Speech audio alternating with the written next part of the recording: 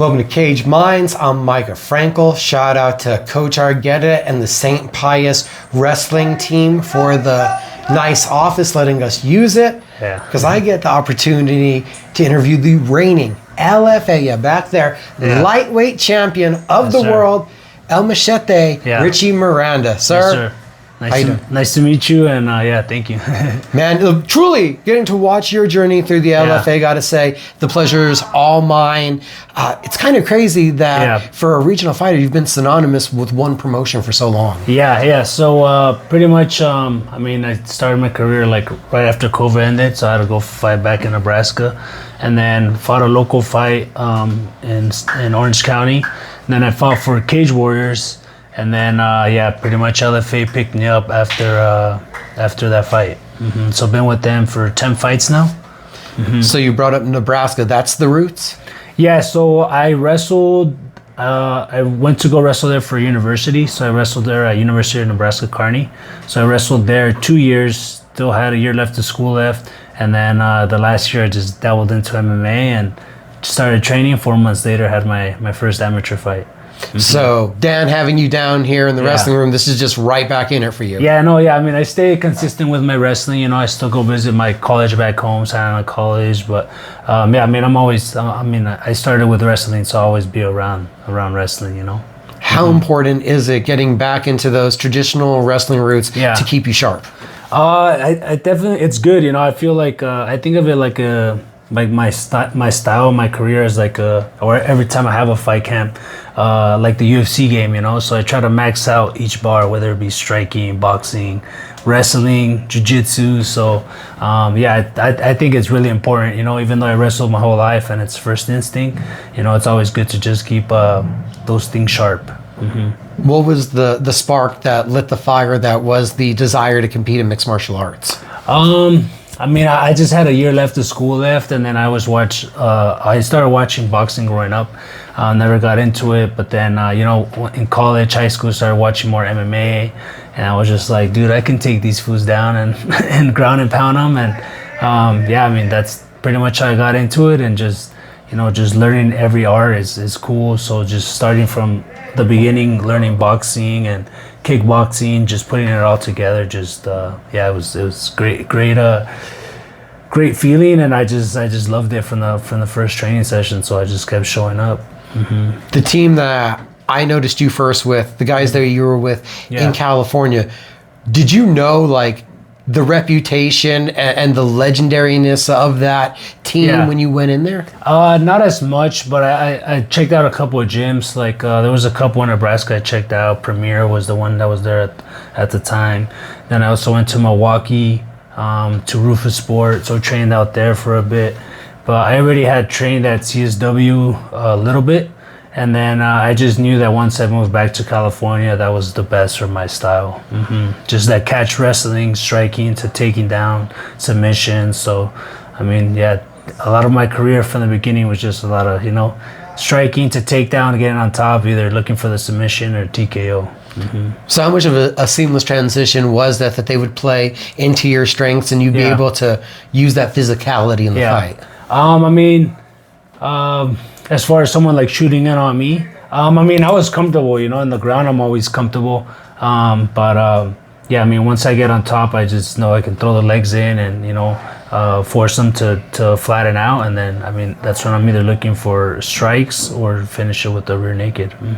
So you're a wrestler. Wrestling comes natural. For a lot of wrestlers, then the jiu-jitsu comes natural. How long was it before you were like, feeling comfortable, truly comfortable, being on the feet exchanging strikes? I feel like I was all right from the beginning, but it wasn't until I took my first amateur loss. That's when I knew, like, oh shit, California's on a whole different level, So that's when I started working with my MMA coach at the time, Ben Jones, but also my boxing coach. So I've been training boxing since like 2009 now.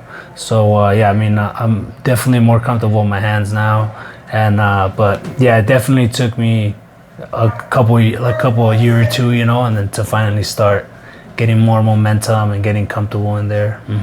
A nearly spotless record with 13 professional fights on it, 12-1, and that only loss comes by a split decision. Yeah. So when you have an outcome like that, what do you take from that? Do you just look at it was a close fight? Like, how does that one sit with you? Yeah, so I mean, that one at first it stung a little bit. You know, I feel like I did most of the damage in that fight, but I mean, he was able to hold me down early in the first round, pretty much for the whole round. And then, you know, he had some scrambles in the second round, and then he was able to end up on top. So I see where the judges could have gave it to him. But, yeah, I mean, I took some time off from that one, you know. Just had to get better and keep going to the gym. Had a couple bruises, you know.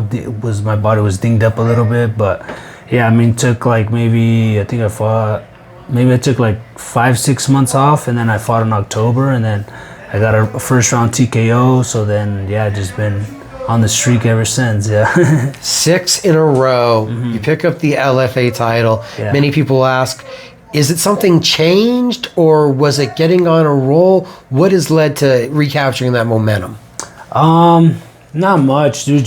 I always take one fight at a time, you know, and even like when I fought Richie Lewis, I mean, he was a great wrestler, you know, and had all these accolades. But I mean, to me, I'm like, we're fighting. We're not wrestling, you know. So for me, it was just to disrupt any of that and just hit him as much as I could. And I don't know, I think I landed like 200 and something strikes. I mean, my last one, I landed like 303 strikes. So, yeah, any opportunity I can to hit somebody, you know, I'm going to be trying to create damage.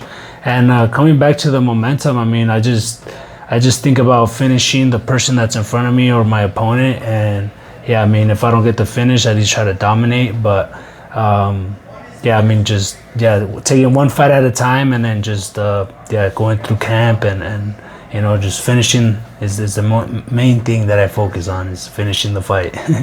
You'll hear a lot of people talk about, and they'll use the phrase a lot, a war of attrition. Yeah. But it really felt like that fight, Richie and Richie, that's what we got to, where it literally seemed like you had to zap his energy bar from a video game all the way down to 0 there in the 5th round to finally get that stoppage. Yeah, no, I think I could have probably wrestled a little bit more too. He was already tired, you know, even after the first. But, I mean, with him, I just knew he didn't like to get hit. And anytime I was on top, I was just going to either throw elbows or just hit him. And, yeah, I mean, then landed a big elbow in the 4th round and almost finished it in the 4th. But I knew he was going to shoot a desperation shot in the 5th. And, yeah, ended up getting it in the 5th, yeah. They always say it's one thing to win a title, but it's another thing to defend it. Yeah. You've now done both in the LFA. Did that feel any different coming in with the pressure of defending the title? No, like I said, I always just think of it as one fight at a time. I mean, I know there's always someone coming after you, you know, so you got a big target on your back. But, yeah, for me, I just don't even think about the title, you know. I just think of it like it's another fight, and I don't really put pressure on myself, you know. I just go out there and do what my job is, and that's to try to finish the body that's in front of me, or just dominate that, you know, the judges give it to me. You made a big transition in your career, moving over to Bloodline. Yeah. How do you feel that group and working with them has helped your game evolve? Definitely a lot, you know, just being in a high level room. I mean, I always trained with Danny for a while, so I was always kind of cross training. But yeah, once I made the transition, you know, we have a bunch of guys in there. Dan was there, but you know, we got Danny, we got Cub, we got Rafa, who just fought this weekend. Then we got Lehian Douglas, who just got signed to Contenders as well. My longtime training partner, Jacob Rosales, too. He's super experienced and just a killer as well. And you know, we got Chris Arnold. So yeah, just being in a room of killers with like-minded minds, I guess. You know, it just pushes you, and just just to you see them compete, and you kind of want to compete with them. You know, like shit. All right, well, let me try to get a finish, or let me try to do better. You know, so making that transition to Cub and Monty and all these guys, it's been great. You know, I've got 3 fight of the night since I've been with them, and you know, back to my finishing ways. I mean, I didn't get finished last one, but you know, I tried. Yeah. Reiterating it, a 6-fight win streak, the LFA title, and a defense on the board. The ultimate goal, we know where that place is. Yeah. So there's nothing else left to do. You're ready, I'm guessing. Yeah, no, yeah. I mean, feel like I've been ready for a while, but I mean, everybody has their own timing. You know, it's better to get there when you deserve to get there. And yeah, dude. I mean, 7 finishes, 4 first-round finishes, 12-1. You know, beating all these undefeated guys, taking out all these prospects. So, yeah, I would really like Dana to call me. Where does this humble, hard work ethic that you have, where does that come from? Been around you for like 2 hours, and I see that already.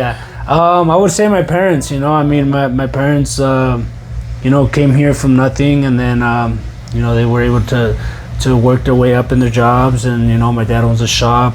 My mom has a really good job in a hospital, and you know, they just always worked hard, stay humble, and yeah, I mean, just same with me, you know. Richie Miranda, truly, thank you so much. for wanting to do this one for a while. Yeah, of course, yeah, no, thank you.